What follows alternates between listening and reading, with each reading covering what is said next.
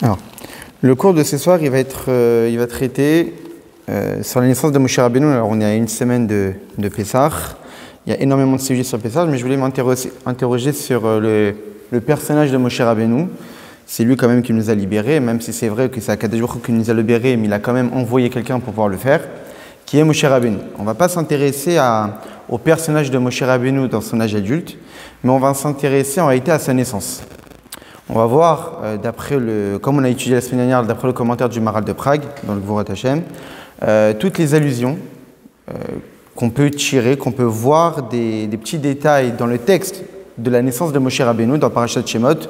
On nous parle de la naissance de Moshe Rabbeinu, mais dans tous les versets qui sont utilisés pour nous parler de la naissance de Moshe Rabbeinu, en réalité, chaque mot a un sens. Il y a un enseignement tiré de chaque mot qui a été utilisé pour définir la naissance de Moshe Rabbeinu. On va comprendre en réalité, à travers les termes que la Torah utilise, on va comprendre qu'en réalité, Moshe Rabbeinu n'est pas devenu Moshe Rabbeinu, mais était Moshe Rabbeinu dès la naissance.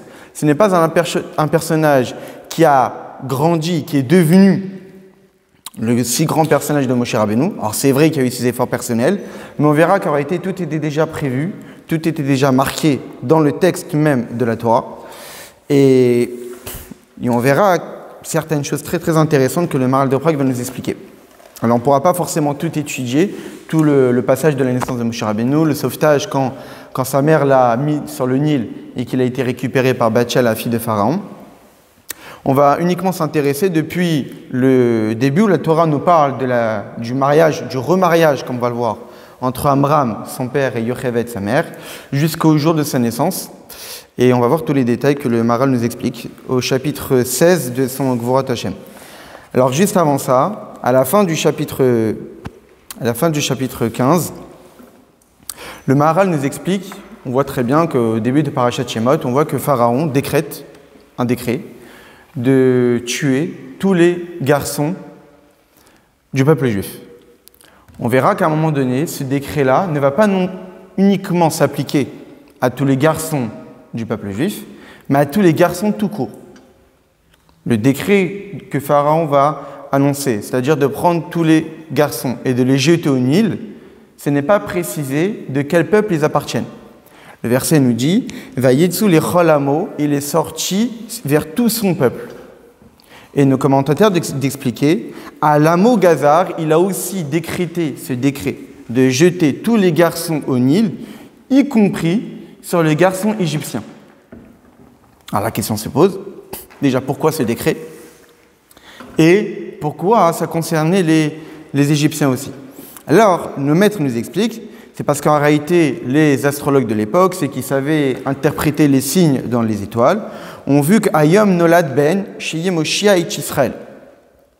Ils ont vu, dans l'astrologie, que ce jour-ci, le libérateur du peuple juif est né, mais sans connaître son ascendance, s'il était du peuple juif ou s'il était égyptien. Et comme il n'avait aucune connaissance, les astrologues n'arrivaient pas à distinguer s'il appartenait au peuple juif ou pas, alors Pharaon était capable de décréter de tuer tous les garçons, y compris de son propre peuple, pour éviter que le libérateur du peuple juif puisse naître et agir par la suite, plusieurs années plus tard, à nous libérer.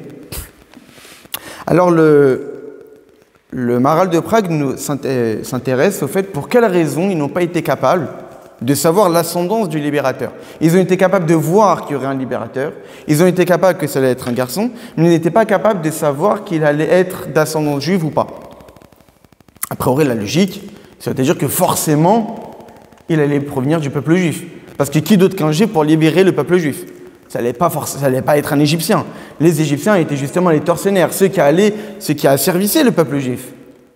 Donc forcément, si on vient libérer, ça devrait provenir du peuple qui est en train de subir. Alors, le Maharal de Prague nous dit qu'en réalité, une raison d'abord tout à fait simple. Pour quelle raison ils étaient incapables de savoir l'origine du libérateur?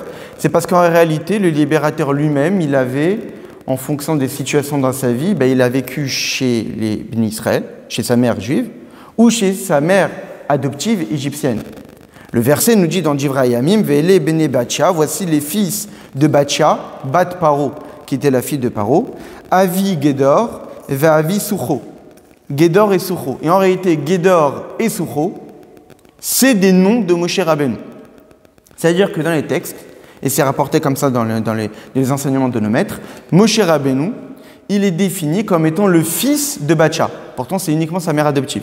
De là, nos maîtres d'en déduire dans la Gemara qu'en réalité, de là, on voit que quelqu'un qui accueille un orphelin à sa maison, c'est comme si qu'il avait fait naître. C'est ce qu'a fait Batcha. Batcha a recueilli Moshe Rabbeinu à sa maison, elle l'a éduqué, elle l'a fait grandir, donc on a considéré que Batcha était comme sa mère. On voit bien qu'elle est sortie même d'Égypte avec tout le peuple juif, et elle fait même partie de ceux qui sont montés vivants au Gan Eden. Elle n'a pas été enterrée. Elle est comme Eliyahu Hanavi, elle est montée directement vivant au Gan Eden. Comme Eliezer, le serviteur d'Abraham, etc. C'est elle qui lui a donné son nom aussi. Exactement. Moshe Rabbeinu, c'est elle qui lui a donné ce nom.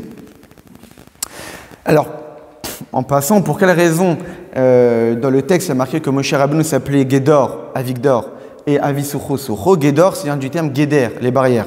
C'est parce que Moshe Rabbeinu, c'est lui qui a institué les barrières. Ça veut dire qui vont permettre de délimiter le champ d'action des bénis Israël. Les bénis Israël, on a tous des désirs, on a tous des envies, mais c'est Moshe Rabbeinu qui a imposé les règles pour que les bénis Israël puissent servir Dieu convenablement sans dépasser ces limites-là. Donc il a imposé des gdarim. Et Soucho, dans le langage de Souka, Moshe Rabbeinu, c'était l'abri du peuple juif, c'est lui qui protégeait le peuple juif par sa grandeur spirituelle.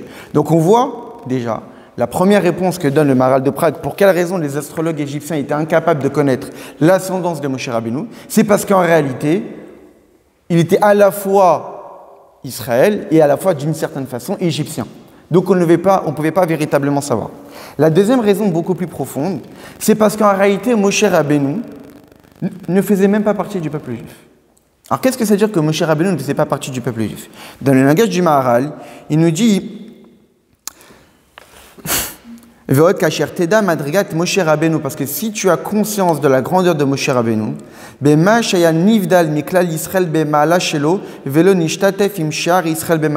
Rabbeinu était d'une grandeur spirituelle telle qu'il était incomparable à tout le reste du peuple juif. C'est-à-dire que le peuple juif, elle a sa stature spirituelle. Le peuple en soi, on a tous une stature spirituelle, une grandeur spirituelle. Le fait d'être le peuple qui a été choisi par Akadosh Baruch Hu, de servir Akadosh Baruch Hu en étudiant la Torah, en pratiquant les mitzvot. Donc ça, c'est notre grandeur du peuple. Moshe Rabbeinu, lui, c'est un individu à part entière. Moshe Rabbeinu, c'est un individu qui est différent de tout le reste du peuple juif. Moshe Rabbeinu, c'est ce qu'on appelle l'élu parmi l'humanité. C'est l'être suprême qui a dépassé toutes les grandeurs de ce qu'un homme était capable d'atteindre, il a atteint toutes les grandeurs spirituelles qu'un homme est capable d'atteindre, puisqu'on a dit qu'il n'y avait pas de prophète aussi grand que Moshe Rabbeinu.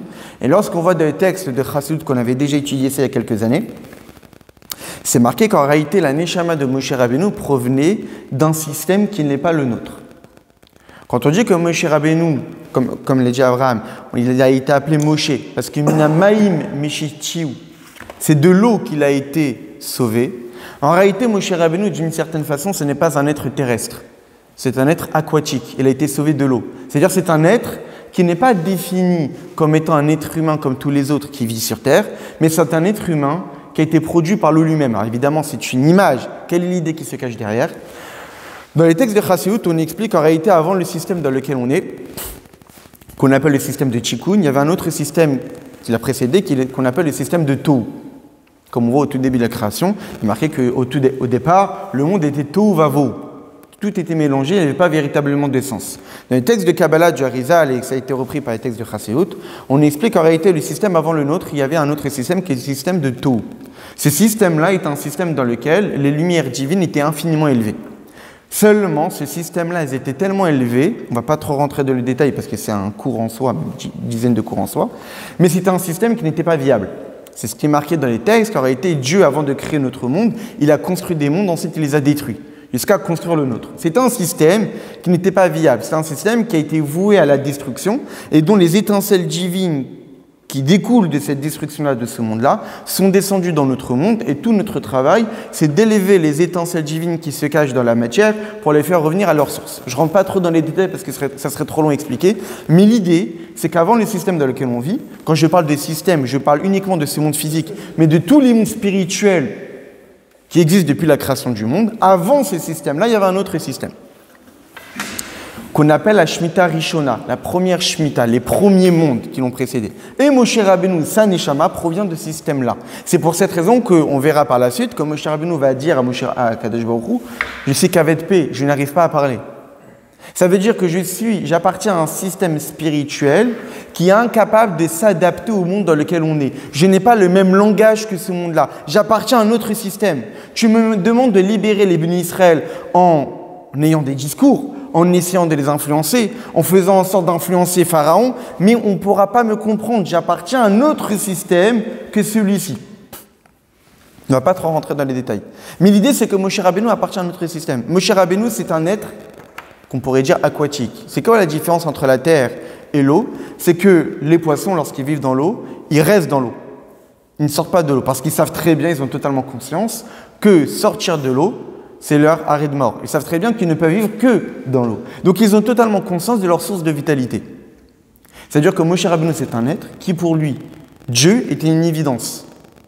Ce n'est pas un être qui a besoin de faire des efforts, d'une réflexion pour avoir conscience que c'est Dieu qui l'a créé, c'est Dieu qui le vitalise à chaque instant, dont tu dois faire des efforts pour être annulé à lui. Non, c'est un être de façon naturelle, il est totalement soumis à Kadosh Baruch Hu. Ce qu'on appelle, il a un bitul bimtsiut, il a une annulation totale de son existence sans qu'il ait une quelconque volonté propre. Ça, c'est Moshe Rabbeinu. Donc on voit bien qu'en réalité, que quand les astrologues ont vu qu'il y aurait un libérateur, ils étaient incapables de dire son ascendance. Ils étaient incapables de dire s'il appartenait au peuple juif. Parce qu'en réalité, même sa stature spirituelle était complètement différente de la stature spirituelle du peuple. Et donc en réalité, les Égyptiens, Pharaon, ils ne savaient pas s'il allait provenir du peuple juif ou ils ne savaient pas s'il allait provenir d'un autre peuple. Et comme les seuls peuples qu'il avait à disposition, c'était le peuple juif et son propre peuple, les Égyptiens, donc il a énoncé son décret de jeter les garçons au Nil uniquement sur le peuple juif et les Égyptiens. Donc ça, c'est juste l'introduction. Maintenant, quand on rentre dans les détails, juste après cet épisode-là des décrets de Pharaon, la Torah nous dit « Vayeler ish mebet Lévi » un homme est allé de la maison de Lévi. On ne précise pas qui. On va poser la question plus tard. On voit bien que pour la naissance de Moshe Rabbeinu, ni on précise le prénom de son père, ni on précise le prénom de sa mère. Ce qui est assez bizarre. Et plus tard, le Maharal de Prague va poser la question, on va voir la réponse. Mais au départ, on voit qu'un homme est sorti de la maison de Lévi pour aller prendre une jeune fille de la maison de Lévi. Le Chachamim de la Gemara, c'est dans Masechet Sota. Dans Masechet Sota, en réalité, il s'arrête sur tous les passages du début de Parashat Shemot et nous interprète. Et là-bas, qu'est-ce qui est marqué? Amar Rabbi Yehuda bar Zavina, Shalar Batsat Bito, qu'en réalité, ce personnage-là, qui est Amram, qui était le chef du peuple juif à l'époque, le Nasiador, le chef de la génération, il est allé retrouver et reprendre sa femme sous le conseil de sa fille Myriam. En réalité, Amram, lorsqu'il a vu que Pharaon a décrété que tous les garçons allaient être jetés au Nil, alors il s'est dit, à quoi bon avoir des enfants? Et donc, il s'est séparé de sa femme. Et étant donné que c'était le chef de la génération, tous les hommes ont fait pareil. Donc tous les hommes se sont séparés de leur femme. Quand Myriam a vu ça, qui était à peine âgée de 5 ans, est allé voir son père, il lui a dit « Tu es pire que Pharaon ». Pourquoi? Parce qu'en réalité, Pharaon, il a annoncé son décret uniquement sur les garçons. Alors que toi, ton décret concerne et les garçons et les filles. Puisque tu empêches d'avoir des enfants. Ça pourrait être des filles, mais tu empêches en réalité même la possibilité d'avoir des filles. Et en plus, tu es pire que Pharaon, parce que le Pharaon au moins a laissé la possibilité que l'enfant naisse. Et après, il pourra arriver X ou Y raison qui pourrait peut-être empêcher à ce que ce décret-là puisse se réaliser. Rien n'est certain. Mais dès qu'on s'empêche d'aller avec sa femme, là c'est certain qu'un enfant ne peut pas venir. Donc en réalité, tu mets une situation qui est doublement plus grave que celle de Pharaon. Premièrement, tu empêches aux filles de naître. Et deuxièmement, ton action, elle est certaine. Les conséquences sont certaines. Alors que celle de Pharaon, on ne sait jamais. Dieu peut peut-être intervenir. Comme le dit le Midrash, c'est ce qui s'est passé. Des anges ont intervenu pour sauver tous les enfants qui ont été jetés au Nil, etc. Mais en tous les cas, on voit bien que la réaction de Amram est pire que celle de Pharaon. En écoutant cet argument-là de sa fille, il est retourné avec sa femme Yocheved. Maintenant, le Maharal nous dit qu'en réalité, Myriam, avant d'intervenir, elle a eu une prophétie. Elle a eu une prophétie que le libérateur allait naître dans sa famille. Et donc, lorsqu'il a vu que Amram s'est séparé de sa mère, que son père s'est séparé de sa mère, elle a immédiatement intervenu pour que justement sa prophétie qu'elle a vue, que le libérateur allait naître dans sa famille, chez ses parents, puisse se réaliser. Et donc, en réalité, il y a une double raison pour qu'Amram puisse écouter sa fille. À la fois par rapport à la logique, énoncée plus tôt, et aussi par rapport à la prophétie qu'elle a eue. La question que pose le Maharal de Prague, c'est une question qui est simple, mais qu'on ne se pose pas forcément. Pour quelle raison c'est elle qui a eu la prophétie de la naissance de son frère Moshe, et pas tout simplement Aaron? Aaron aussi était né. Il y avait déjà Aaron. Son frère. Ou même son père, oui. C'était lui le dirigeant de la communauté à l'époque. Il y aurait. Mais on définit que Myriam et Aaron étaient des prophètes. Ça, c'est marqué dans les textes que c'était des prophètes. Et donc, on voit bien que Myriam et Aaron étaient des prophètes. Donc, pour quelle raison? Surtout qu'on voit bien plus tard dans la paracha de Béchalach, on précisera que Myriam, la sœur de Aaron, la paracha de Béchalach, après l'ouverture de la mer, lorsque Myriam prendra des tambours pour chanter avec les femmes en la gloire de Dieu de l'ouverture de la mer, le verset nous dira Myriam, la sœur de Aaron. Et Rachi intervient sur place et nous dit pour quelle raison on dit Myriam, la sœur de Aaron, et bien Myriam, la sœur de Moshe? Pourquoi préciser de cette façon-là? Rachi de nous dire parce qu'en réalité, Myriam était prophétesse lorsqu'elle était déjà uniquement la sœur de Aaron, avant même d'être la sœur de Moshe. C'est-à-dire que Myriam était déjà prophétesse avant même que Moshe puisse naître. On aurait pu croire qu'en réalité, Moshe, c'est le chef de la génération, c'est l'élu, c'est le libérateur, donc c'est par sa naissance que son frère et sa sœur sont devenus des prophètes. Non. Ils étaient déjà prophètes avant sa naissance. Ils avaient déjà une grandeur spirituelle intrinsèque, sans avoir besoin de la naissance de leur frère Moshe pour pouvoir le devenir.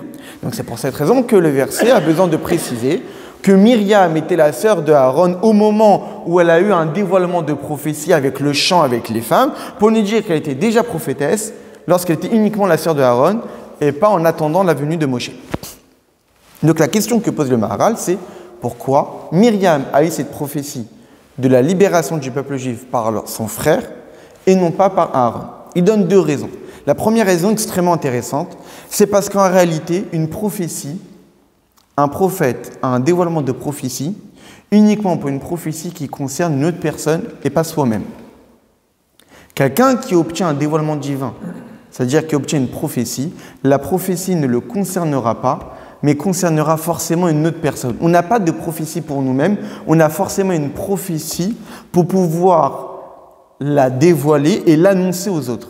Une prophétie névoa, ça vient du terme niv sefataïm, bouger les lèvres, parler.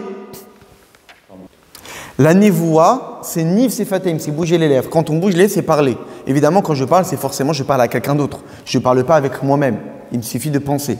Puisque la névoa est définie comme étant un mouvement des lèvres, comme étant une parole, forcément, elle doit concerner quelqu'un d'autre et non pas nous-mêmes. Autre raison, c'est marqué dans les textes qu'en réalité, une prophétie, c'est un témoignage. Or, un témoignage, par définition, ne peut pas être fait par quelqu'un qui est proche de nous-mêmes. On sait très bien que dans les règles, dans les lois, dans la halakha des témoignages, des témoins, on ne peut pas prendre pour témoin notre frère, notre sœur, etc. Enfin, notre frère, notre cousin, etc. Pour quelle raison? Parce qu'en réalité, on ne prend pas comme témoin quelqu'un qui appartient à notre famille. Pourquoi? Parce que puisqu'il appartient à notre famille, donc il est une partie de nous-mêmes. Étant donné qu'il est une partie de nous-mêmes, il ne peut pas apporter un témoignage sur lui-même. Il y a aussi la raison, ce qu'on appelle Nogea Badavar, il a un intérêt dans la chose, il est concerné comme il est concerné, donc il ne peut pas être objectif. Il peut avoir des intérêts. Il est proche de la personne concernée. Donc il ne peut pas être forcément objectif à 100%. Il y a une autre raison plus philosophique, plus profonde, c'est l'idée de se dire qu'étant donné qu'en réalité il y a un lien de sang, ce lien de sang fait que cette personne n'est pas considérée comme étant une tierce personne, une autre personne.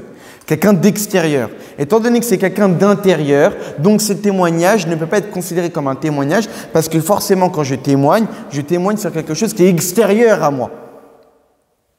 Quelqu'un qui fait partie de ma famille ne va pas témoigner sur quelque chose qui est extérieur à moi, c'est extérieur à lui, parce qu'il va témoigner sur quelque chose qui le concerne. Donc c'est une partie de lui-même. Et la prophétie, c'est pareil.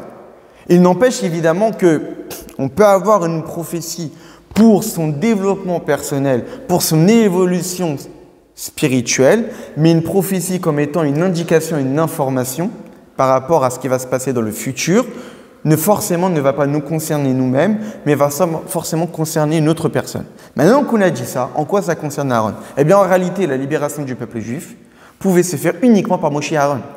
Lorsqu'on a été libéré d'Égypte, on a été libéré par Moshe et par Aaron. Moshe Rabbeinu, à chaque fois qu'il s'est présenté devant Pharaon, il était avec Aaron. À chaque fois que Moshe Rabbeinu faisait un miracle, il était avec Aaron. Ça veut dire qu'Aaron était partie prenante de la libération du peuple juif. Donc Aaron ne pouvait pas avoir la prophétie de la libération. Aaron ne pouvait pas avoir la prophétie du libérateur parce que lui-même était le libérateur. Maintenant, en quoi Aaron était si important dans les libérations? Parce qu'en réalité, comme on l'a étudié la semaine dernière, la libération du peuple juif, la sortie d'Égypte, c'était la création d'un peuple. La création d'un peuple, eh bien, il y a deux choses. D'abord, il faut forcément qu'il y ait l'idée d'unité. Et que cette unité-là puisse être soumise à un objectif commun. Donc d'abord, il y a l'unité malgré la diversité et être soumis à un objectif commun, à une idée, à une idéologie. Eh bien, c'est ça le rôle entre Moshe et Aaron. Moshe, c'est l'idéologie. Moshe, c'est le chef du peuple juif. Moshe, c'est indique la voie à suivre, l'attachement à Kadosh Baruch Hu. Maintenant, d'un autre côté, ce peuple-là, du peuple juif, il est composé de millions de personnes, tous différents avec leur façon de penser. Donc, il fallait qu'il y ait une unité qui se crée entre eux. Cette unité-là, c'est opérée par Aaron. Aaron qui est Oev Shalom, Verodev Shalom, Omekarev la Briot la Torah, Omekarev la Torah la Briot. Aaron, c'est celui qui aimait la paix, qui recherchait la paix et qui créait l'harmonie. Qu'à chaque fois qu'il y avait des disputes entre une personne et une autre personne, il allait voir un tel pour créer la paix dans un couple, etc. Aaron, c'est celui qui crée le lien entre les hommes. Donc Aaron et Moshe étaient utiles. Ils ne pouvaient pas avoir que Moshe, ils ne pouvaient pas avoir que Aaron. Et on voit bien même dans le texte de la Torah, parfois on dit Moshe et Aaron, et parfois on dit Aaron et Moshe. Et Rachid de nous dire qu'en réalité, lorsqu'on dit parfois Moshe et Aaron, et parfois Aaron et Moshe, pour nous indiquer que les deux se valaient. Donc on voit bien que Aaron était partie prenante dans la libération. Puisqu'il était partie prenante de la libération, il ne pouvait pas avoir la prophétie de la libération du libérateur parce que ça le concernait. Il ne pouvait pas avoir une prophétie sur lui-même. Myriam, quant à elle, elle pouvait l'avoir.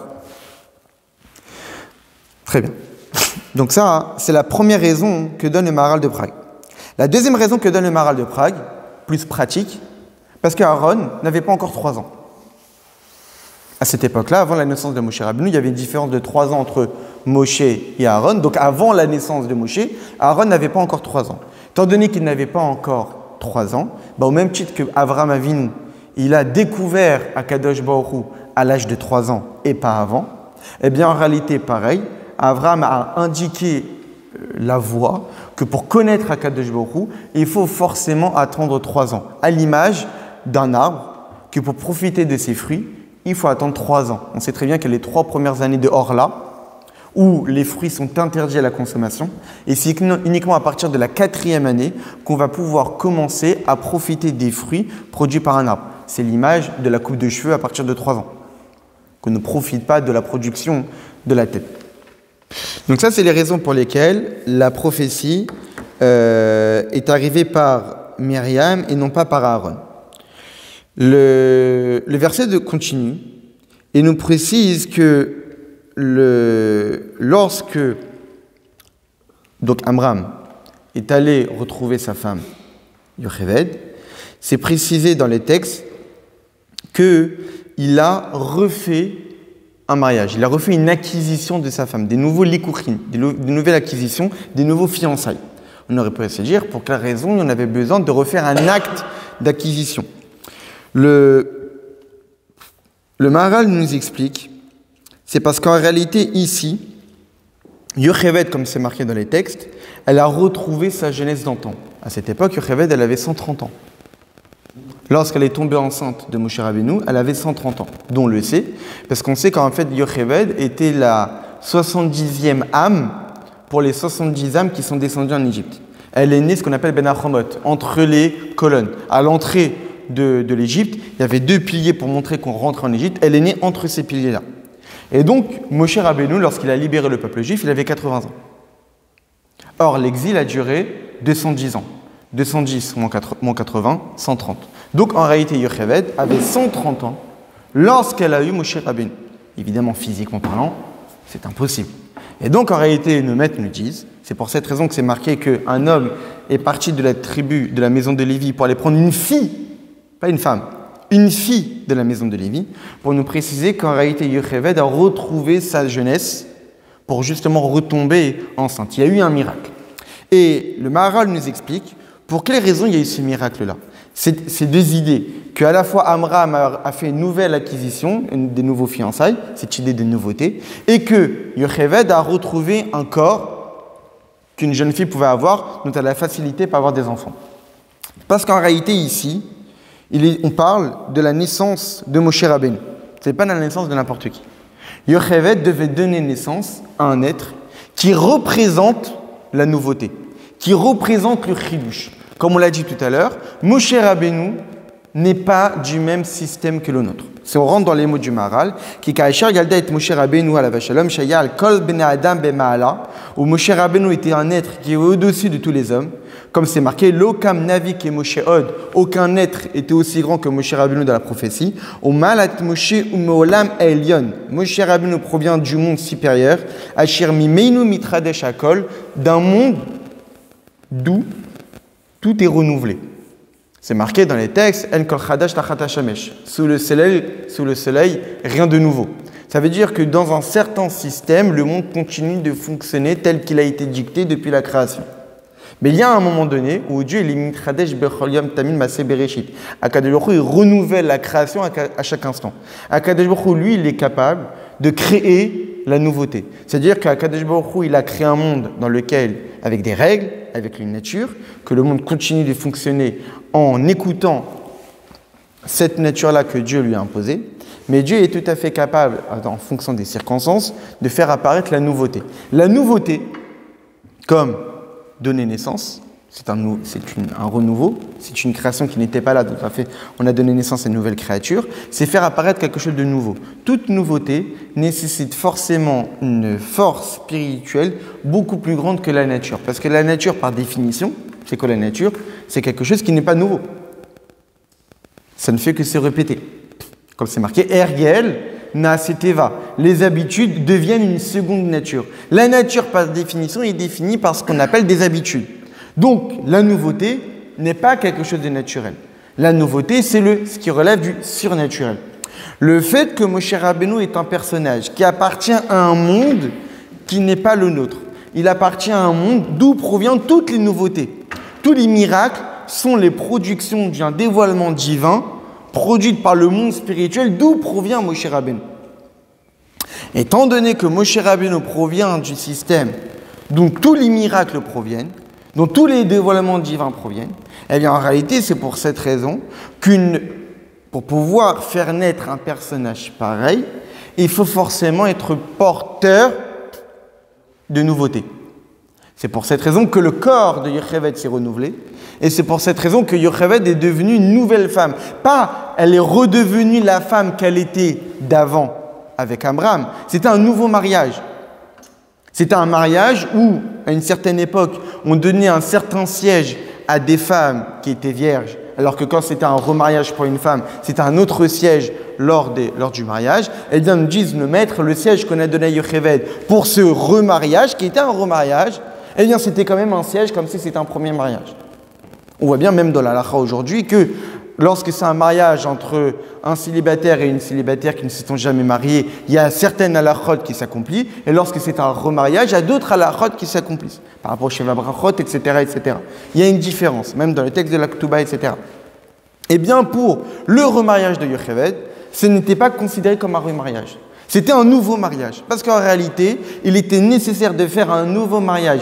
Il fallait que Yocheved retrouve un nouveau corps, devienne une nouvelle jeune fille, pour que Moshe Rabbeinu puisse naître. Moshe Rabbeinu ne pouvait pas naître dans un corps ancien. Moshe Rabbeinu ne pouvait naître que dans un corps nouveau, parce que Moshe Rabbeinu représente la nouveauté, parce que c'est lui qui va libérer le peuple juif. La libération, c'est une nouveauté, c'est un changement de statut de ce qu'étaient les bénis Israël avant et de ce que seront les bénis Israël après.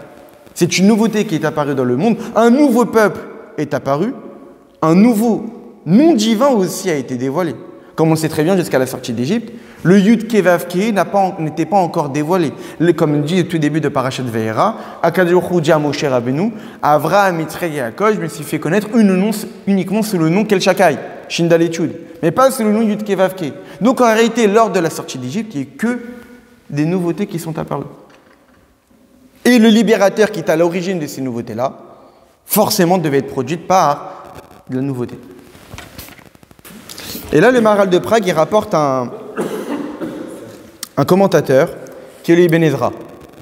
Le Ibn Ezra pose la question et met en doute ce que disent les Chachamim par rapport à ce miracle que Yocheved a eu, Moshe Rabbeinu, à l'âge de 130 ans. Il pose quoi comme question?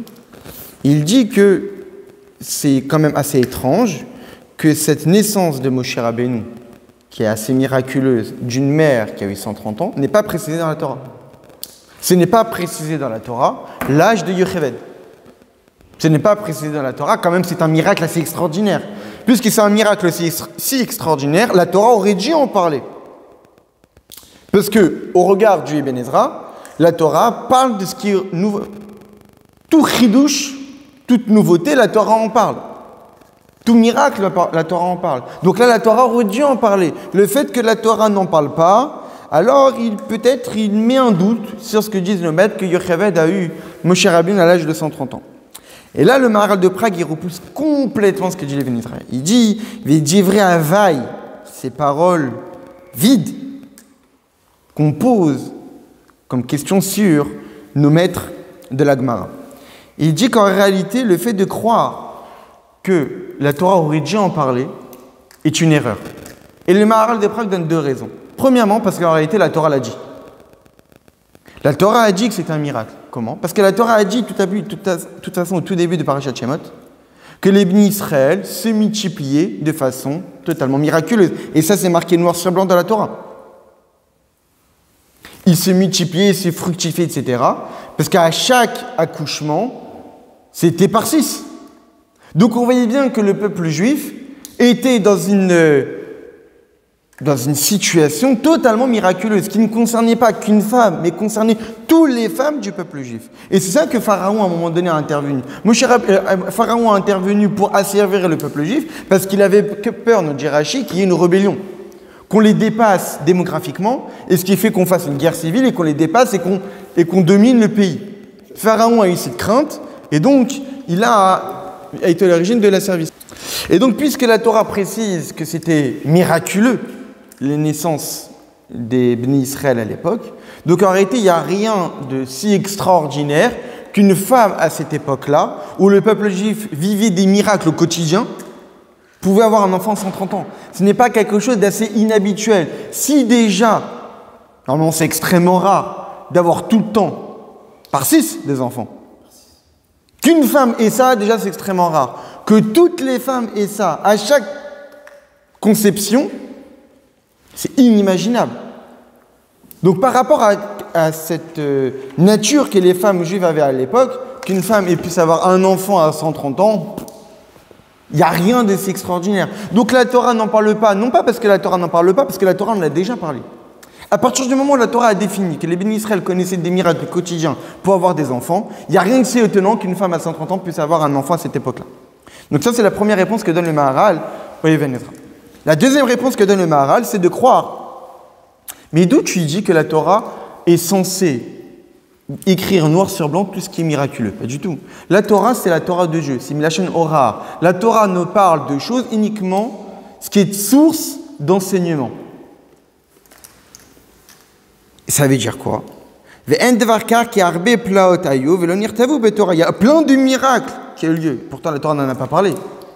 Que Abraham a été jeté dans une fournaise ardente et qu'il est sorti indemne à l'époque de Nimrod. C'est pas marqué dans la Torah.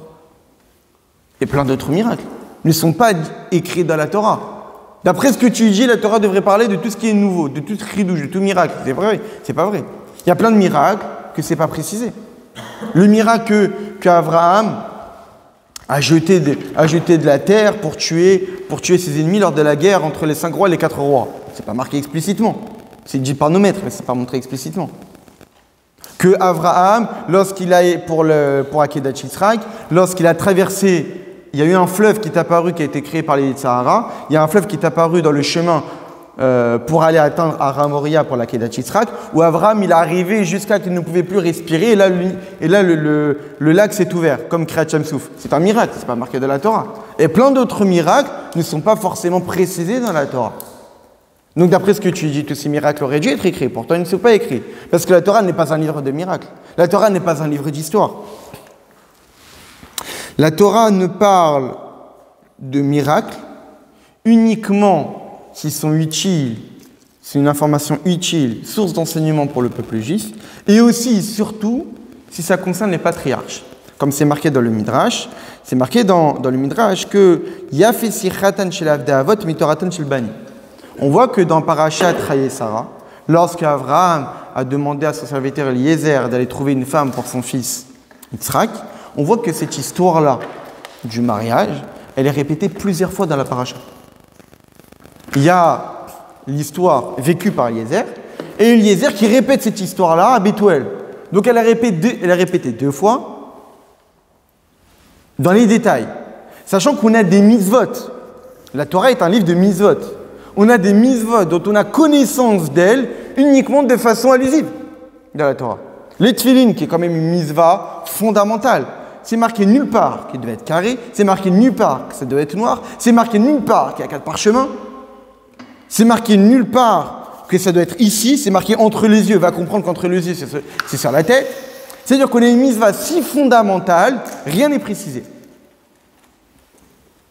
Alors que l'histoire d'un serviteur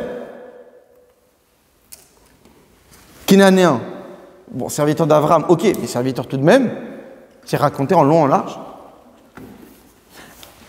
De là, le Maharal nous explique pour quelle raison. C'est parce qu'en réalité, on sait très bien que la Torah, c'est ce qu'on appelle dans le langage du Maharal, Seder Olam.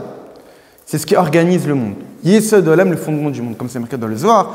Dieu, il a regardé dans la Torah, il a créé le monde.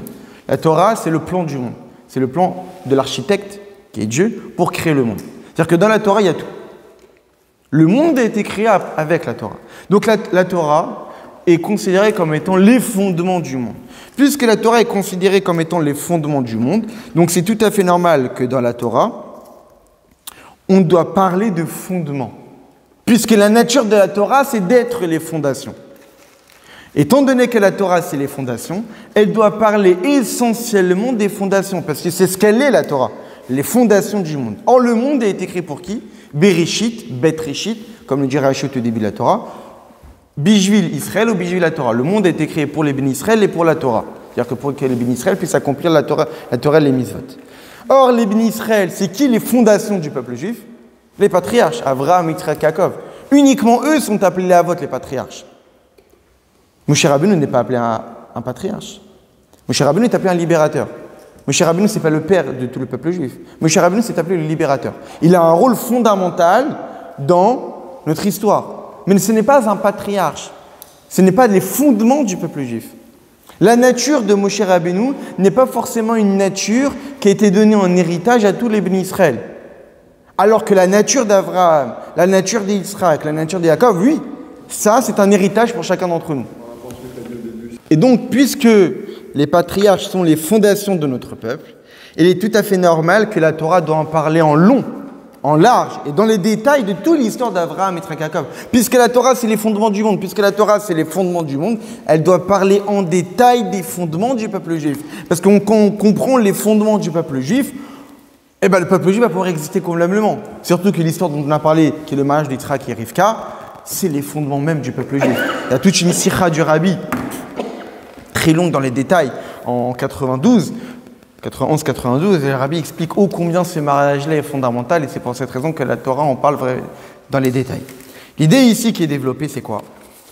C'est qu'en réalité, la Torah n'a pas parlé du miracle de la naissance de Moshe Rabbeinu, que sa mère avait 130 ans, parce que la Torah n'est pas obligée de parler de tous les miracles.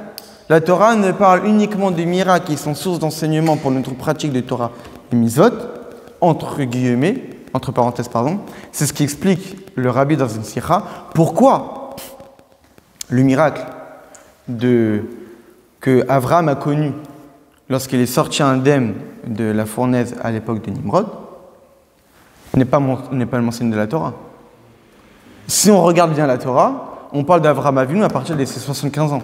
On a 75 ans de la vie d'Avraham Avinu, donc on ne connaît rien. Mais Avraham Avinu, il a servi Dieu depuis l'âge de 3 ans. Donc on a 72 ans du service de Dieu d'Avraham Avinu qui n'est pas marqué dans la Torah. Pourquoi? Parce que ça ne nous concerne pas. Pourquoi ça ne nous concerne pas? Parce que toute cette façon-là de servir Dieu qu'Avraham avait à l'époque, c'était un service de Dieu qui provenait de ses initiatives personnelles. Dieu ne lui a pas encore adressé la parole à ce moment-là. Donc en réalité, tout ce qu'a fait Avraham Avinu pendant ces 72 ans-là, c'était uniquement des volontés personnelles, des initiatives personnelles pour pouvoir se rapprocher d'Akadosh Baruch Hu et dévoiler Dieu dans le monde. Y compris le miracle qu'il a connu avec Nimrod qu'il a jeté dans une fournaise. Quand est-ce qu'on parle d'Avraham dans la Torah? Lech Lecha, lorsque Dieu s'adresse à lui. Parce que le peuple juif a une relation avec Dieu, non pas qui est produite par l'intellect humain, mais parce que Dieu lui a parlé. Le juif n'est pas lié à Dieu parce que le juif comprend Dieu. Le juif est lié à Dieu parce que Dieu lui parle, parce que Dieu lui a indiqué quoi faire. C'est ça la relation qui existe entre Dieu et le peuple juif. Le peuple juif n'est pas comme les nations du monde qui, eux, sont capables de créer une relation avec Dieu par réflexion humaine, mais qui reste limitée. Le peuple juif est lié à Akadosh Baruch Hu parce que Akadosh Baruch Hu lui parle. Akadosh Baruch Hu se dévoile aux juifs. Ce n'est pas une relation intellectuelle, c'est une relation visuelle, c'est une relation sensorielle, ressentie. C'est pour cette raison qu'on n'a aucune connaissance de ce qu'a fait Avraham Avinu avant ses 75 ans. Ça ne nous concerne pas. Ce n'est pas de cette façon-là dont on doit servir à Akadosh Baruch Hu. Maintenant qu'on a expliqué ça, on avance. Alors on a dit on a précisé que c'était un homme qui est sorti de la maison de Lévi pour aller prendre une fille de la maison de Lévi. Très intéressant, mais c'est qui cela? C'est qui cet homme? C'est qui cette fille? C'est pas marqué. La Torah n'a pas précisé qui était le père de Moshe. La Torah n'a pas précisé qui était la mère de Moshe. On parle quand même de Moshe Rabbeinu. On parle quand même de celui qu'à partir du moment où il apparaît dans la Torah, on parle que de lui dans toutes les parachiotes, à part Tetzavé. C'est quand même le personnage le plus important de toute la Torah, de notre peuple. C'est Moshe Rabbeinu. C'est lui qui nous a donné la Torah. Et la Torah ne parle pas de ses parents. C'est quand même assez bizarre. La Torah nous parle des enfants d'Ishmaël, des descendants d'Ishmaël. La Torah nous parle des descendants d'Esav. La Torah nous parle des autres nations. Et de Moshe Rabbeinu. De Moshe Rabbeinu, la Torah ne précise pas qui est son père, qui est sa mère. Alors oui, on le sait. Mais la Torah ne le dit pas. Pourquoi la Torah ne précise pas qui est le père et qui est la mère? En réalité, le Maharal donne à cela plusieurs raisons. La naissance, on ne dit pas. On dit après. Oui, mais pour quelle raison pas à ce moment-là, pas à la naissance? La première raison que donne le Maharal, c'est parce qu'en réalité, Moshe Rabbeinu, comme on l'a dit, il est supérieur à tous les hommes. Étant donné qu'il est supérieur à tous les hommes, si on avait précisé le nom de son père et le nom de sa mère, c'est-à-dire qu'on les identifie, ça veut dire qu'on les définit comme étant une particularité parmi un tout. Amram faisant partie du peuple juif. Yocheved faisant partie du peuple juif. Or, Moshe Rabbeinu, étant donné qu'il est différent, il est distancié, il est au-delà du tout, si on avait précisé son père et sa mère, puisque son père, il fait partie du tout, et sa mère fait partie d'un tout, donc leur enfant aussi, il fait partie du tout. Il fait partie intrinsèquement de ces peuples-là, puisqu'il a été produit par des parents dont on a identifié leur nature, qui ils sont. On ne précise pas qui ils sont pour bien faire comprendre qu'ici on parle de la naissance de quelqu'un qui ne fait pas partie de ce tout-là, de cette globalité. C'est quelqu'un qui est nifdal, qui est séparé, qui appartient à un autre système, qui appartient à un monde qui est complètement spirituel, qui a une stature spirituelle et divine qui est complètement différente de tous les autres. On ne peut pas l'associer à des identités. Il a forcément un père et une mère. C'est un être fait de chair et de sang. Donc on parle d'un homme, on parle d'une femme. Mais ce sont des personnes dont on ne peut pas les identifier. À partir du moment où on identifie en donnant un nom, on parle d'une nature, on donne un tempérament, on donne un caractère, donc on donne une définition. Moshe Rabbeinu est indéfinissable. Moshe Rabbeinu n'appartient pas il appartient au peuple juif, mais il n'est pas comme les autres. À partir du moment qu'il n'est pas comme les autres, on ne peut pas l'identifier comme les autres. On ne peut pas préciser le nom de sa mère, on ne peut pas préciser le nom de son père. La deuxième raison que donne le Maharal de Prague, c'est parce que ça revient plus ou moins à ce qu'on a expliqué la semaine dernière par rapport à la notion de Chomer et de Tsura. Le Maharal de Prague, c'est une notion qui revient énormément dans ces textes. Le Chomer, la matière, ce qui est grossier. Le Tsura, c'est la forme, c'est l'idée, c'est plus ou moins l'âme. On sait très bien que dans tout ce qui existe dans ce monde, il y a la matière informe à l'origine et la forme qui lui a donné un sens. Souvent, je donne un exemple, c'est de la matière, je ne sais pas, de la porcelaine, on lui a donné une forme qui est creuse pour lui donner comme objectif d'être un verre, qui va pouvoir réceptionner un liquide, etc. Donc, on a la matière qui n'a pas de but, qui n'a pas d'objectif, qui n'a pas de définition, et la forme va lui donner une définition, un but, quelque chose qui va le différencier des autres. Le donner un nom, donner une identité, c'est définir. Le définir, c'est le donner une limite. Et donner une limite, c'est l'associer au chomer, à la matière. Moshe Rabbeinu, c'est celui qui représente la tsura. Moshe Rabbeinu, c'est celui qui représente le sechel, l'intellect, qui est au-delà de la matière. Celui qui est capable de comprendre le divin. Celui qui a voulu même comprendre Dieu. Et qui s'est plaint à Dieu, mais je ne comprends pas ce que tu fais.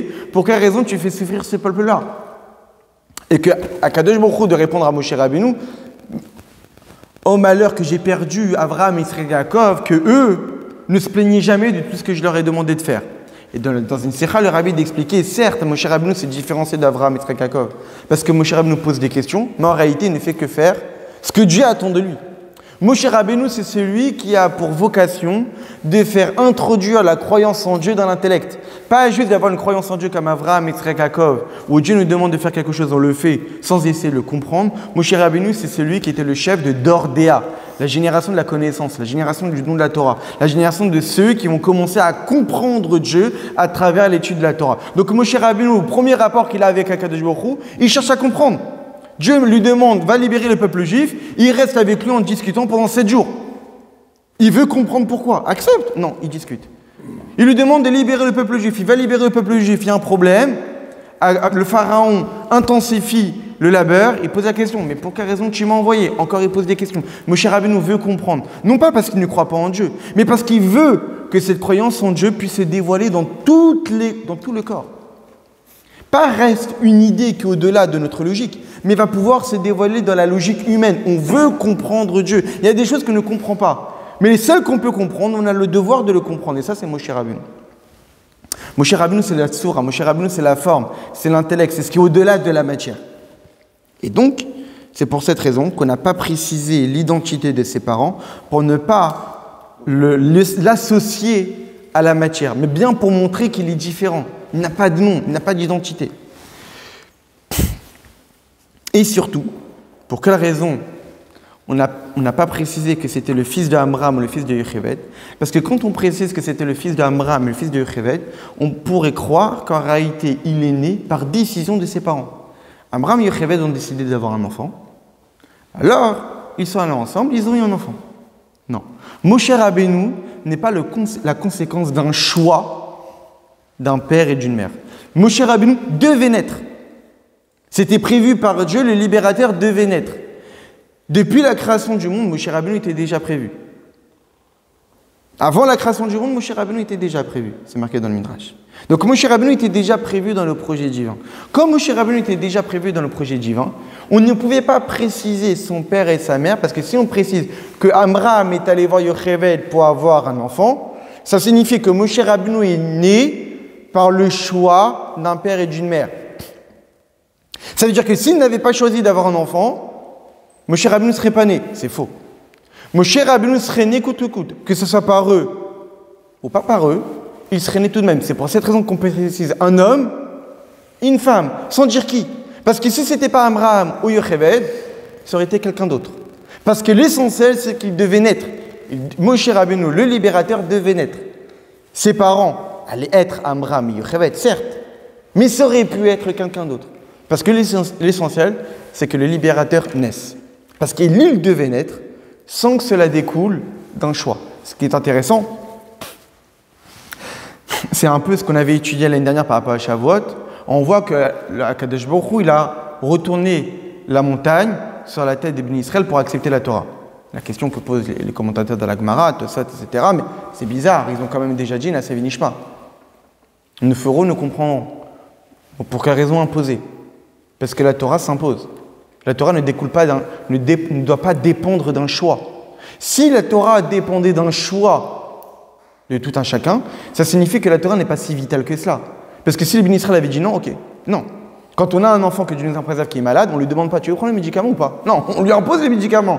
Parce que c'est quelque chose qui est vital. Quelque chose qui est vital, on ne demande pas le choix de la personne, on l'impose. La Torah est tellement vitale qu'on ne pouvait pas le faire dépendre du choix. Alors oui, à un moment donné, les Béni Israël l'ont accepté. Ça a toute sa valeur. Il fallait que les Béni Israël acceptent et montrent qu'ils ont décidé de vouloir la Torah. Mais s'arrêter à cela, c'est laisser entendre que la Torah n'est pas si vitale, puisqu'elle dépend du choix. Donc le choix, c'est oui ou c'est non. Non. La Torah, elle est vitale. La Torah, elle fait partie de la création du monde. La Torah devait être acceptée, devait être imposée. Eh bien, d'une certaine façon, c'est un peu ça l'idée de la naissance de Moshe Rabbeinu. La naissance de Moshe Rabbeinu, elle doit être imposée. Elle ne pouvait pas dépendre du choix de parents. C'est pour cette raison qu'on n'a pas défini l'identité de ses parents, parce que si on avait défini l'identité de ses parents, on aurait pu croire qu'il est né par le choix de ces personnes-là et non pas imposé par Akadosh Baruch Hu. Donc, mais là il y a une question. On n'a pas défini le père, on n'a pas défini la mère, mais la Torah nous précise quand même un homme de la tribu de Lévi pour aller prendre une jeune fille de la tribu de Lévi. Ah, donc on ne précise pas les parents, on précise la tribu. À un moment donné, on l'identifie ou on ne l'identifie pas. Pourquoi avoir besoin de préciser qu'il était de la tribu de Lévi? Parce que tout simplement, le libérateur devait forcément provenir de la tribu de Lévi. Certes, les parents, peut-être que c'était anodin, mais la tribu, ça devait être la tribu de Lévi. Le libérateur du peuple juif ne pouvait être que de la tribu de Lévi. Et c'est pour plusieurs raisons. Première raison, c'est parce que la tribu de Lévi a été sanctifiée. La tribu de Lévi allait par la suite devenir la tribu des Kohanim, etc. Donc ça veut dire une tribu qui a été sanctifiée, élevée au-dessus de tous les autres. Et c'est la tribu qui n'était pas concernée par la servitude. Lorsque Pharaon est venu demander au peuple juif de participer à la construction des villes, etc., la tribu de Lévi a dit non. La tribu de Lévi a dit non, c'est un coup monté, vous allez vous faire avoir, etc. Et en fin de compte, seulement la tribu de Lévi n'a pas été concernée par l'asservissement. Et eux, ils ont eu pour vocation de continuer à étudier la Torah dans la ville de Goshen. C'est ce qu'à un moment donné dit Pharaon à Moshe et à Aaron, lorsqu'ils viennent libérer le peuple juif. Pharaon, il dit à Moshe et à Aaron, mais retournez à vos occupations. Qu'est-ce que ça veut dire? Ça veut dire, mais ça ne vous concerne pas. Vous êtes de la tribu de Lévi. Eux, le reste de votre peuple, ils sont asservis. Ça ne vous concerne pas. Laissez-les dans leur travail et vous retournez à vos occupations d'aller étudier la Torah. Qu'est-ce que vous vous mêlez de choses qui ne vous regardent pas? Mais quand tu dis qu'il y a des fois en marche sur la chronologie, soit en marche sur la chronologie. Et donc en réalité, étant donné que le libérateur Moshe Rabbeinu est censé être celui qui est séparé du peuple, celui qui va apporter la libération du peuple de la servitude, il ne pouvait pas être attaché à la servitude. La servitude, comme on l'a dit la semaine dernière, le chomer, la matière, est asservie à la tsura. La matière est soumise à la tsura, à la forme. On a la matière informe qui n'a pas d'objectif, qui n'a pas de but, et Dieu lui donne une forme pour lui donner un objectif dans la vie. Eh bien, ça signifie que la matière, elle est soumise à la forme qui lui est imposée. Le peuple juif qui était asservi était une matière, malheureusement, qui était soumise à la forme imposée par l'Égypte, imposée par les Égyptiens. Moshe Rabbeinu, en tant que libérateur, ne pouvait pas être concerné par cela. Moshe Rabbeinu étant celui qui allait libérer le peuple juif, ça veut dire donner une tsura, donner une forme, donner un sens, donner une vocation à ces peuples-là, en les libérant, pour lui dire que maintenant vous aurez pour but de vous attacher à Kadosh Baruch Hu et de dévoiler Dieu dans ce monde. Il ne pouvait pas être concerné par la servitude. Il ne pouvait pas être un serviteur. Et forcément, il devait venir de l'extérieur. Forcément, il ne devait pas être concerné par cela, il devait être séparé de ça, être différent de ça, pour justement apporter la libération au peuple juif. Et pour finir, il y a encore deux choses. Il y a la première des choses, ensuite le verset, la Torah nous dit, c'est ça, entre parenthèses, ça qui est marqué que Ren et Tachich Elokim les Paro, j'étais placé comme un dieu sur Paro. C'est-à-dire quoi comme un dieu? C'est-à-dire quelqu'un qui domine. Toi, Moshe Rabbeinu, tu n'es pas quelqu'un qui a été dominé, mais tu es quelqu'un qui domine l'Égypte. Parce que tu vas être le libérateur. Pour pouvoir libérer le peuple juif de l'Égypte, tu ne pouvais pas être quelqu'un qui a été dominé par cette Égypte-là.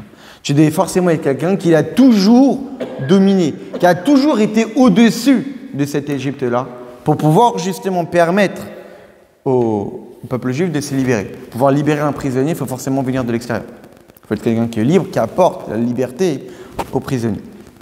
Ensuite, le verset continue de nous dire Vatar Raïcha Vetelet Ben. La femme est tombée enceinte, était en grossesse et a accouché.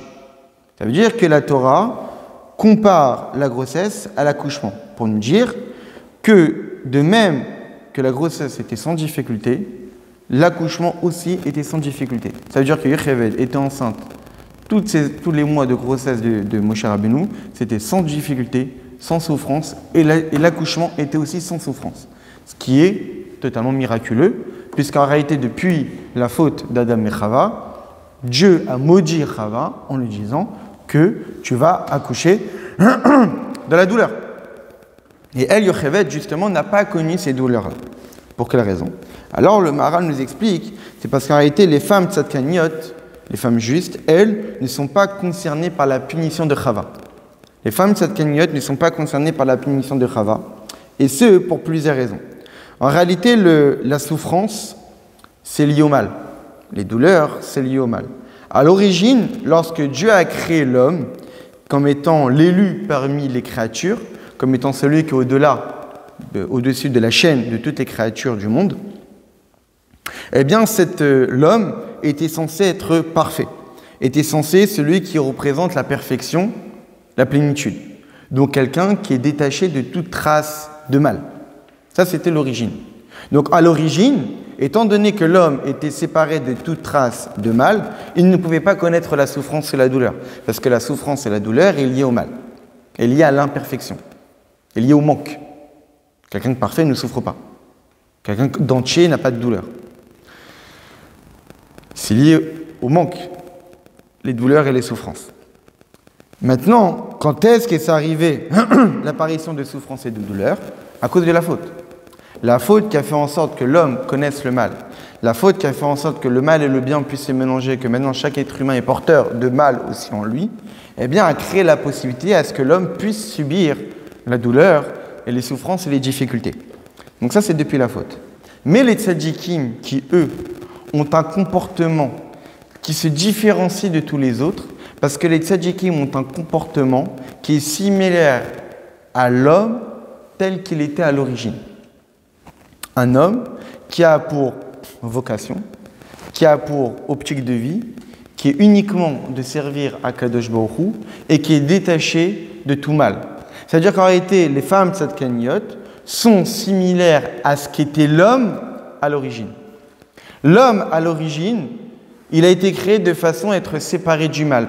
Pourquoi? Parce que lorsque l'homme a été créé, c'était dans le but d'exister. Donc forcément, il a été créé séparé du mal, parce que le mal, par définition, n'est pas voulu par Dieu. Le mal, par définition, a pour vocation à disparaître. Si l'homme a été créé au départ en étant porteur de mal, forcément cet homme-là n'est pas voué à vivre, puisqu'il est porteur de ce qui est voué à disparaître. Quand Dieu a créé le monde, à chaque fois il a dit, il a vu, et il a vu que c'était bon. Il a vu que c'était bon. Pourquoi la Torah a besoin à chaque fois de préciser chaque jour, et il a vu que c'était bon? Parce que comme il a vu que c'était bon, alors ça vaut la peine que ça continue de la sorte. Ça va continuer à exister de la sorte. Parce qu'il a vu que c'était bon. Quand on voit que quelque chose est bon, eh bien, alors ça va continuer à exister. L'homme qui a pour but d'exister, forcément il a été créé à l'origine en étant uniquement porteur de bien. Parce que s'il était porteur de mal qui a pour vocation à disparaître, l'homme lui aussi a pour vocation à disparaître. Mais Dieu ne crée pas quelqu'un qui a pour vocation à disparaître. Dieu crée quelqu'un pour qu'il puisse continuer à exister éternellement. Le problème, c'est que lorsque l'homme il a fauté, alors il a introduit le mal en lui. Et ce qui fait que le mal est devenu partie intégrante de lui-même, ce qui fait qu'il lui a donné la possibilité, malheureusement, d'être sujet à l'imperfection, de sujet au manquement, et donc à la douleur, et donc à la souffrance. Les tzadikim, eux, qui sont similaires à l'homme tel qu'il était à l'origine du projet, et non pas après la faute de Adam et Chava, eh bien c'est pour cette raison que les femmes tzadkéniotes ne sont pas concernées par la punition que Dieu a donnée à Chava, de souffrir dans l'accouchement, parce que justement elles ne sont pas concernées par ce décret-là. Ce décret-là n'était qu'une conséquence de la faute. La faute a mélangé le bien et le mal, la faute a introduit le mal dans l'homme. Et parce que tu t'es attaché à l'imperfection. Mais si tu as un comportement, si tu as une optique de vie, si tu as une nature qui fait que, parce que c'est une nature acquise par l'homme dès la naissance pour être un tzaddik, c'est une nature qui t'a été donnée pour être séparée de tout mal, alors tu n'es pas concerné par les conséquences du mal, c'est-à-dire les douleurs et les souffrances et les difficultés. Le deuxième idée que développe le Maharal, c'est que l'idée de souffrance et de douleur est liée au changement. Une douleur, c'est qu'il y avait un état sans douleur et un état douloureux. En réalité, toute douleur et toute souffrance est liée au changement. Il y a eu un changement qui s'est opéré dans l'homme qui a fait qu'à ce moment-là, il va pouvoir changer et donc avoir une bonne santé et avoir une moins bonne santé. Avoir un bon état d'esprit, un mauvais état d'esprit, etc., etc. C'est-à-dire qu'en réalité, le tsahar, la souffrance, les douleurs, sont les conséquences de la notion de changement. Et donc tout homme qui est au-delà du changement est aussi au-delà de la notion de douleur. Le tzaddik, c'est un être qui est au-delà du changement. C'est un être qui sert Dieu de façon continue. C'est un être qui ne connaît pas la discontinuité. C'est un être qui ne connaît pas le mal. C'est un être qui ne connaît pas les fautes. C'est un être qui ne sert que à Kadosh Baruch Hu, qui ne veut que servir à Kadosh Baruch Hu, que dans sa vie, n'existe que Dieu et la volonté de Dieu, et rien d'autre.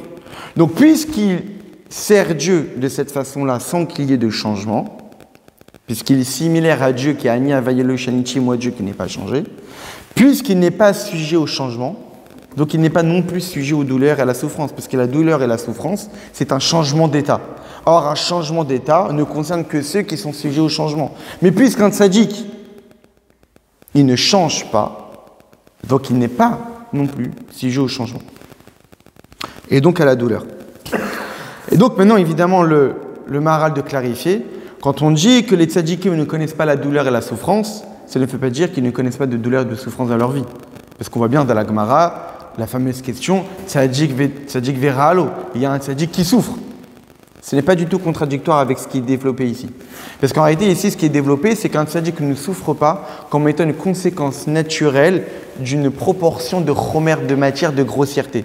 Ça veut dire qu'un être humain qui porte le chomer, la grossièreté, de façon naturelle, sera lié à la souffrance et à la douleur. Parce que toute grossièreté est liée au mal, est liée au manquement. Et donc forcément liée à la notion de douleur et de souffrance. C'est une conséquence naturelle. Un tzaddik qui souffre n'est pas une conséquence naturelle par rapport à son lien au mal. Un tzaddik qui souffre, c'est parce que cette souffrance-là est là pour venir raffiner les petites scories qu'il peut avoir, les petites traces de mal qu'il peut avoir, de fait de sa nature d'être humain, d'imperfection. Donc les souffrances qu'un tzaddik peut connaître ne sont pas les conséquences de ses fautes, mais ne sont que les conséquences, ne sont que la volonté que Dieu a de pouvoir le parfaire et qu'après 120 ans, il ne puisse connaître que l'Olam Haba et ne pas être puni par la suite. À la différence du Racha, qui lui, les souffrances qu'il connaît sont les conséquences non pas uniquement de ses fautes, mais aussi du fait de sa nature d'être lié au chomer et à la matière et à la grossièreté de ce monde. Pour finir, la naissance de Moshe Rabbeinu, lorsqu'il est né, qu'est-ce qui s'est passé? Va terrer au Tokitov. et elle a vu qu'il était bon. Lorsque Moshe Rabbeinu est né, eh bien, dès sa naissance, on a vu qu'il était bon. Donc déjà, on a vu qu'avant même sa naissance, il y avait des signes avant-coureurs qu'il était, d'après la Torah elle-même, tout ce que la Torah nous a décrit jusqu'à maintenant. Avant même que Moshe Rabbeinu naisse, on voyait bien déjà que c'était un personnage assez exceptionnel. Et dès sa naissance, on voit déjà que c'est un être exceptionnel, parce que la Torah nous précise, Vatere oto kitov, Yocheved a vu qu'il était bon. Qu'est-ce qu'elle a vu? Alors, 5 explications données par nos maîtres. Première explication, c'est-à-dire quoi qu'elle a vu qu'il était bon? En réalité, c'est parce qu'il s'appelait bon. Tov Shemo. Il s'appelait bon. Deuxième explication, non, il s'appelait Tuvia. Troisième explication, il était apte à la prophétie. Quatrième explication, il est né circoncis. Cinquième explication, lorsqu'il est né, la maison s'est remplie de lumière, comme c'est marqué, Vatere oto kitov, et que Vayar Elokim meteor kitov. De même que Yocheved, lorsqu'elle a vu, il y a marqué quoi dans le verset? Lorsqu'elle a vu, elle a vu qu'il était bon. Et lorsque Dieu a créé la lumière, Vayar Elokim meteor kitov, lorsque Dieu a vu la lumière, elle a vu qu'elle était bonne. Donc on a dit que la lumière était bonne. On a vu que Yocheved a vu que Moshe Rabbeinu était bon. Donc ça signifie que lorsque Moshe Rabbeinu est né, la maison s'est remplie de lumière. Donc 5 explications. Il s'appelait Tov, il s'appelait Tuvia, il était apte à la prophétie, il était circoncis dès la naissance, ou la maison s'est remplie de lumière dès sa naissance. Donc 5 interprétations de nos maîtres que le Maharal de Prague va expliquer. La première explication que donne le Maharal de Prague, c'est Tov Shemo, il est appelé bon. Balomar qui est Moshe Be'et Toldato Ayatov, que Moshe Rabbeinu dès sa naissance il était bon. C'est-à-dire quoi qu'il était bon? C'est-à-dire qu'il était une existence, qu'il était bonne. C'est-à-dire qu'en réalité l'être humain lorsqu'il est né, il est porteur de bien, il est porteur de mal. Et après c'est à l'homme de faire le choix dans la vie entre le bien et le mal, entre ses bons traits de caractère et ses mauvais traits de caractère. Moshe Rabbeinu lorsqu'il est né uniquement avec des bons traits de caractère. Il était bon. Il avait une nature qui était bonne, parfaite. C'était un être humain avec des très bons traits de caractère. C'est ça ce que ça signifie qu'il s'appelait Tov. Maintenant, il y a un deuxième avis qui dit que non, il ne s'appelait pas Tov. Il était Tuvia. La différence entre Tov et Tuvia, c'est que dans Tuvia, c'est Tov, Yudke. Ça veut dire que le bien que Moshe Rabbeinu avait, ce n'était pas uniquement un bien naturel, un être humain qui se comporte bien, non. C'était un bien divin. C'est-à-dire ce comportement qu'il avait n'était pas uniquement un comportement du fait de sa nature d'être humain, mais du fait de son lien avec Dieu. Et cela, entre parenthèses, c'est expliqué dans un texte de Chassidut, le texte de Kuntra Soumayan, du Rabbi Rachab, le Rabbi Shalom Dovber, le 5e Rabbi de Lubavitch. Au tout début de ce contraste, le Rabbi Rachab explique là-bas que Avraham Avinu, dont on dit de lui que c'était quelqu'un de généreux, eh bien, lorsqu'il faisait des actes de générosité, il ne faisait pas ces actes de générosité du fait de sa nature. Parce que lorsqu'on fait du bien, parce qu'on est quelqu'un qui est naturellement bien, on est naturellement généreux, eh bien, lorsqu'on fait du bien, en réalité, c'est pour se faire plaisir. Parce que ça nous fait du bien de faire du bien. Parce que c'est qui nous sommes. Lorsqu'Avraham Avinu faisait du bien autour de lui, ce n'était pas parce que c'était sa nature, ce n'est pas parce que ça lui faisait du bien, mais parce que c'était ce que Dieu lui demandait de faire. Et ça, c'est un niveau au-dessus. On ne fait pas le bien parce qu'on est quelqu'un de bien, on fait le bien parce que Dieu nous a demandé de le faire. Et ça, c'est un niveau au-dessus. Comme c'est marqué de la Gemara, il me semble dans Masechet Kedushin, on pose là-bas la question, qui est plus grand? Celui qui fait quelque chose parce qu'on lui a demandé de le faire, ou quelqu'un qui fait quelque chose parce qu'il avait envie de le faire? Réponse de la Gemara, celui qui fait parce qu'on lui a demandé de le faire. La majorité des gens pensent le contraire. Quelqu'un qui fait du bien parce qu'on lui a rien demandé, c'est sa volonté propre, c'est beaucoup plus grand, beaucoup plus élogieux que quelqu'un qui fait du bien parce qu'on lui a demandé de le faire. Non. Quelqu'un qui fait du bien parce qu'il avait envie de le faire, c'est sa nature. Quelqu'un qui fait du bien parce qu'on lui a demandé de le faire, c'est imposé. Et quand c'est demandé, c'est imposé, il y a le Yetzirah qui veut lui empêcher de le faire. Quelqu'un qui veut faire du bien, parce que c'est sa nature, il n'y a pas de Yetzirah, parce que c'est qui il est. Quand Dieu lui demande de faire quelque chose, alors que ce n'est pas forcément sa nature, et il le fait, là, à ce moment-là, Yetzirah veut lui empêcher de faire parce que c'est quelque chose qui est contre nature. C'est difficile pour lui. Par exemple, souvent, je prends souvent cet exemple, c'est un peu dur pour les hommes, mais les cours des femmes sont beaucoup plus remplis que des cours pour hommes. Parce qu'en réalité, les femmes n'ont pas... Parce qu'en réalité, les femmes, on peut expliquer cela, ce n'est pas... Et ça ne diminue pas l'éloge qui doit être fait pour les femmes, ça ne diminue pas leur mérite. Mais étant donné que les femmes n'ont pas l'obligation d'étudier la Torah, donc n'ont pas un plus grand Yetzirah que les hommes, nous, on a l'obligation d'étudier la Torah. Donc puisqu'on a l'obligation d'étudier la Torah, et c'est notre identité, et c'est la chose la plus fondamentale de ce que Dieu attend de nous, donc le Yetzirah met le paquet pour nous empêcher d'étudier la Torah. La femme qui, elle, n'a pas l'obligation, ça ne veut pas dire qu'elle ne doit pas. Elle doit, et surtout dans cette génération, dans cette dernière génération, à la différence des anciennes générations, elle doit étudier la Torah, mais elle n'a pas une obligation halachique. Donc elle a moins de Yetzirah, elle a moins de mauvais penchants, elle a moins d'obstacles pour pouvoir le faire. Mais évidemment, ça n'empêche pas toute la grandeur et tous les mérites qu'elle mérite. Mais ça peut peut-être être une explication. Évidemment, ça n'explique pas tout. Ce n'est pas à la fois des excuses pour les hommes et ce n'est pas non plus, ça ne réduit pas non plus le mérite des femmes. Et donc, qu'est-ce qu'on voit de là? On voit qu'en réalité, c'est un niveau au-dessus. Ce que veut dire ici le Maharal de Prague, comme il va expliquer après, c'est crescendo. La première explication, c'est Moshe Rabbeinu est né avec une bonne nature. Non. Deuxième explication, il n'était pas tov, il était touvia. C'est-à-dire, ce qu'il faisait, ce n'était pas uniquement par nature. Ce qu'il faisait, c'était aussi par lien avec Dieu. Lorsqu'il faisait du bien, c'était par attachement à Dieu. Son bien qu'il faisait n'était pas un bien humain. C'était un bien divin. Lorsque je vois quelqu'un qui a besoin de se nourrir, ça me fait de la peine. Je lui donne. C'est très bien. Tu t'es comporté comme un bon être humain. Quelqu'un, il a besoin de se nourrir. Mais je veux l'aider parce que c'est une mitzvah. Parce qu'en le faisant, je dévoile Dieu, c'est encore plus grand. Souvent, les personnes se disent qu'en réalité, non, c'est le contraire. Tu fais parce que c'est une mitzvah. Parce que tu n'as pas envie de faire le bien, mais parce que c'est une mitzvah, pour cocher la case, pour être bien vu de Dieu. Non. En réalité, ça a une valeur. Parce que tu as donné un aspect à ton acte de ne pas uniquement être un acte humain, comme tout être humain qui peut avoir une bonne nature, qui aime faire du bien autour de lui, mais tu as donné un aspect divin. Tu as profité de cette occasion-là pour ne pas uniquement faire montrer ta bonne nature en tant qu'être humain, mais tu as utilisé cette occasion pour dévoiler Dieu dans ce monde. Tu as associé cet acte-là à Dieu, et non pas uniquement à ta stature d'être humain. Donc ça, c'est un niveau au-dessus. Troisième explication, lorsque Yocheved a vu qu'il était bon, ça veut dire que c'était quelqu'un qui était apte à goun, convenable à la prophétie. Et là, c'est un niveau au-dessus. Parce que quelqu'un de bien, naturellement, c'est bien.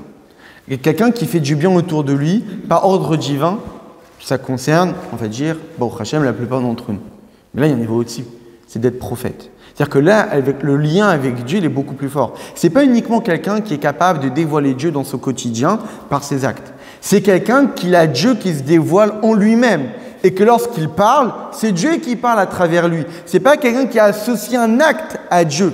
Mais ce n'est pas l'acte de Dieu, c'est son acte à lui qu'il associe à Dieu. Là, son acte, c'est Dieu. Quand il parle, c'est Dieu qui parle. C'est un niveau encore au-dessus.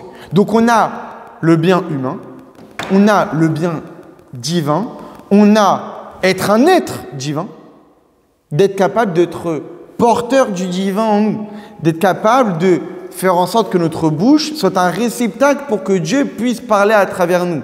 Donc c'est encore un niveau au-dessus.